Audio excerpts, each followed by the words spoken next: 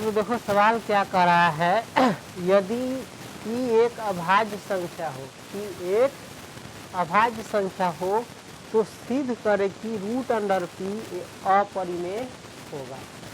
कह रहा है कि p एक अभाज्य संख्या हो यानी कौन संख्या हो, यदि 2 हो या 3 हो या 5 हो या 7 हो या 9 नहीं 11 हो या 13 हो, इस प्रकार से देख सकता है ये सब क्या है, अभाज्य संख्या है। तो वही कह रहा है यदि p एक अभाज्य संख्या हो तो साबित करना है कि रूट अंडर p यानी इसके ऊपर जो रूट होगा root under 2, root under 3, root under 5, root under 7, root under 11, root under 13, अगर आगे बढ़ेंगे तो 17 भी अभाज्य संख्या, रूट अंडर 17, यानी जितने भी अभाज्य संख्या है उसका रूट क्या होगा, रूट अंडर क्या होगा, अपरिमेय होगा। कोई भी अभाज्य संख्या ले लो, मान के चलो 29 एक अभाज्य संख्या है तो इसका रूट क्या होगा, वर्गमूल अपरिमेय संख्या होगा। रूट अंडर 29 क्या हो जाएगा, अपरिमेय संख्या हो जाएगा। तो सवाल समझा, रूट के अंदर में कोई भी अभाज्य संख्या होता है तो क्या होता है, अपरिमेय होता है। यही क्या करना है, साबित करना है। क्या करना है, साबित। चलो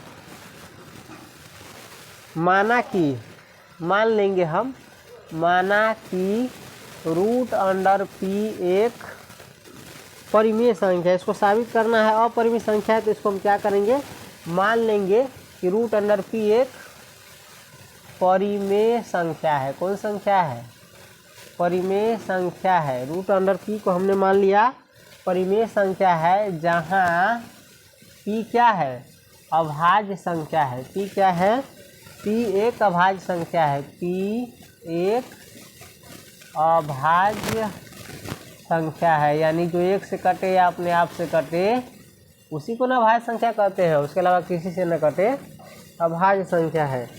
अब कह रहा है चूँकि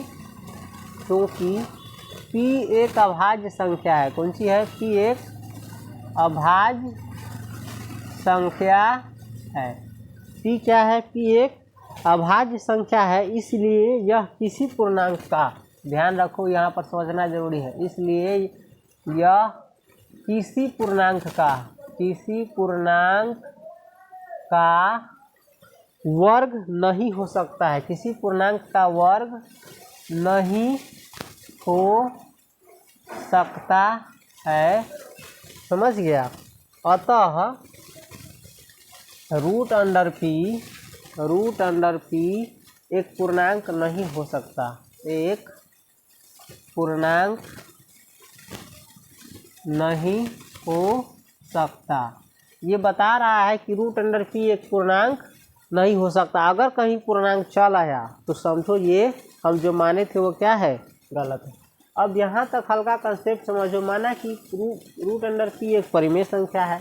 अब कह रहा है जहाँ p एक अभाज्य संख्या। अब देखो चूँकि p एक अभाज्य संख्या है, p क्या है, अभाज्य संख्या, यानी 2 है या 3 है या 5 है या 11 है या 13 है या 17 है या 19 या इस प्रकार से कोई भी संख्या है, तो ये जो है ना किसी पूर्णांक का वर्ग नहीं हो सकता है। 16 देखो, 16 जो है 4 का वर्ग हो सकता है, 25 जो है 5 का वर्ग हो सकता है, 9 जो है 3 का वर्ग हो सकता है, लेकिन जो भी अभाज्य संख्या है ये किसी भी पूर्णांक का वर्ग नहीं हो सकता है। अतः इसके अंदर में जो आएगा रूट के अंदर में, ये क्या होगा, पूर्णांक कभी भी नहीं हो सकता। ये पूर्णांक होगा, रूट अंडर 16 बराबर 4 आ जाता है, ये पूर्णांक हो सकता है, लेकिन ऐसा जो अभाज्य संख्या है वो पूर्णांक कभी नहीं हो सकता। तो ध्यान रखो कि रूट अंडर p पूर्णांक कभी नहीं हो सकता, यानी 0, 1, 2, 3, 4, -1, -2 कभी नहीं हो सकता। यानी रूट अंडर p पूरा संख्या कभी भी नहीं हो सकता है। इतना क्लियर है। अब चलो हम अपने सवाल पर चलते हैं। अब देखते आप फिर से मानेंगे, माना कि रूट अंडर p को हमने परिमेय संख्या माना है, तब रूट अंडर p बराबर क्या हो जाएगा, p/q होगा ना परिमेय संख्या के रूप में, लेकिन p पहले ही से ही दिया है तो इस बार हम p/q नहीं मानेंगे। इस बार हम अपना में से कोई दूसरा चर मानेंगे, a/b। कौन सी, रूट अंडर p बराबर a/b। देखो a/b क्या है, तुमने जो p/q मान रहा था वही है a/b, लेकिन इस बार इसमें p पहले से ही आ गया है तो हम इसमें p का प्रयोग नहीं कर रहे हैं। p और q की जगह पर a/b का प्रयोग कर रहे हैं। तो रूट अंडर पी बराबर क्या है, ए बटे बी, जहाँ ए बी क्या है, ए बी धन पूर्णांक है, उसमें पी क्यू मानते थे तो पी क्यू को लिखते थे, इसमें भी माने हैं तो ए बी एक धन पूर्णांक है तथा ए बी में कोई उभयनिष्ठ गुणनखंड नहीं है, तथा ए और बी में कोई उभयनिष्ठ, कौन सी उभयनिष्ठ गुणनखंड नहीं है। देखो इसमें उभयनिष्ठ गुणनखंड है ना, देखो रहा है, 2 से इहो कटेगा, 2 अठे 16 और 2 चौका 8, यानी इस दोनों में 2 उभयनिष्ठ गुणनखंड है।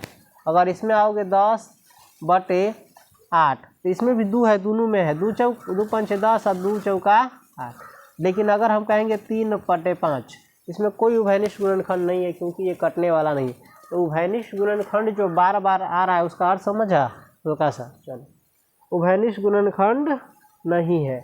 इसीलिए देखो जब रूट अंडर पी बराबर ए बटे बी माने तो इसका वर्ग करेंगे तो ये हो जाएगा, वर्ग करेंगे तो इस रूट हट जाएगा और इधर तो हो जाएगा ए स्क्वायर बटे बी स्क्वायर, दोनों तरफ वर्ग किए। ये कैसे आया है, इस दोनों का वर्ग किए हैं, यानी रूट अंडर पी का भी स्क्वायर किए हैं और ए बटे बी का भी स्क्वायर किए, यानी वर्ग किया। तो रूट अंडर पी का स्क्वायर क्या हो जाएगा, सीधे पी, इसका स्क्वायर हो जाएगा ए स्क्वायर बटे बी स्क्वायर। तो कहाँ से आया इसको समझ गया। चलो अब देखो, या हम तिरछा गुना करेंगे तो लिख सकते हैं ए स्क्वायर बराबर पी बी स्क्वायर, लिख सकते हैं ए स्क्वायर बराबर पी बी स्क्वायर, या ए स्क्वायर और बटे बी बराबर ए स्क्वायर और बटे बी बराबर, इधर बच जाएगा सीधे पी बी, 2 बी है तो वो इधर ले आए हैं।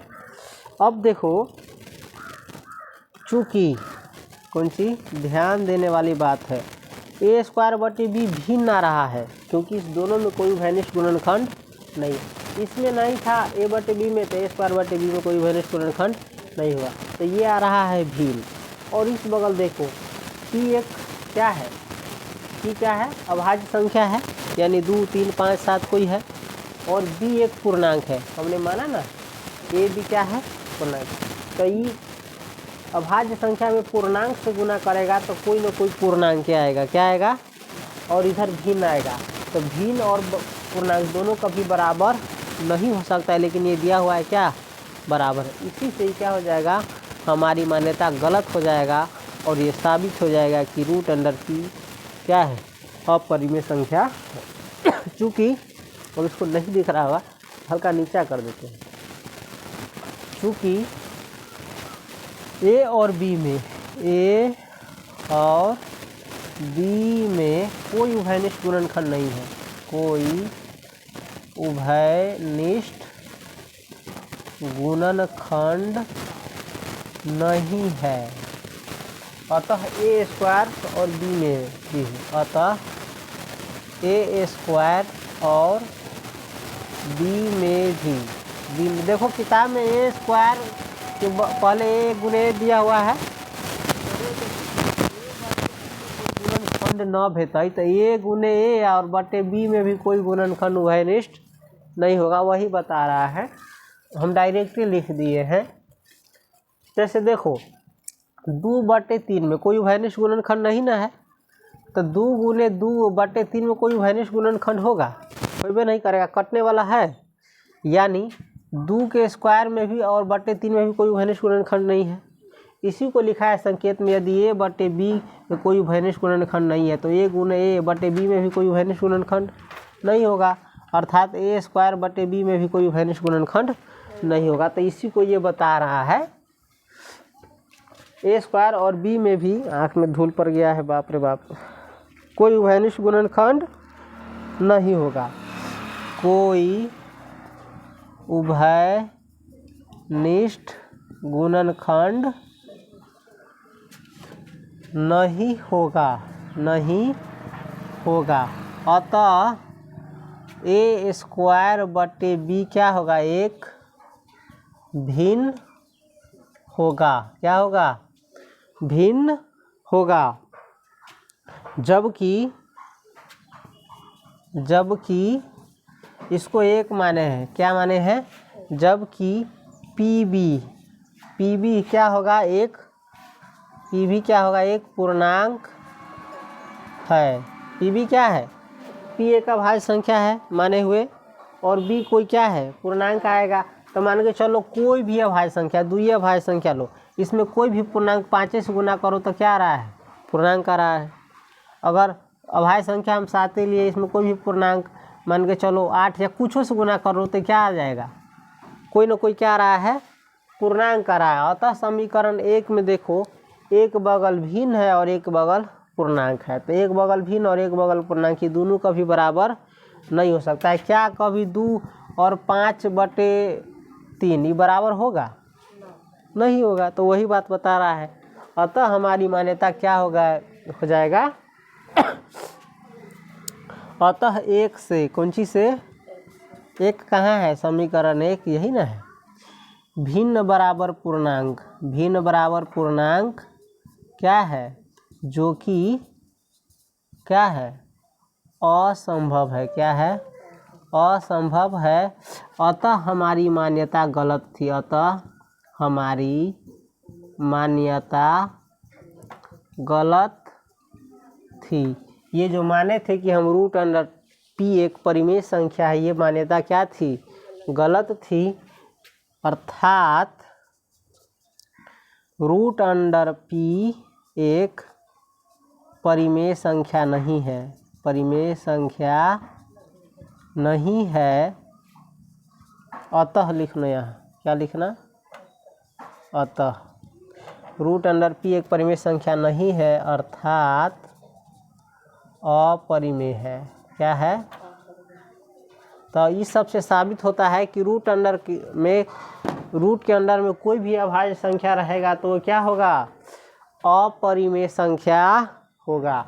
जैसे कुछ हम एग्जाम्पल में, रूट के अंडर में 2 रहेगा तो क्या होगा, ये अपरिमेय संख्या होगा। कौन संख्या होगा, क्योंकि ये फार्मूला साबित हो गया, प्रमाण मिल गया ना तुमको।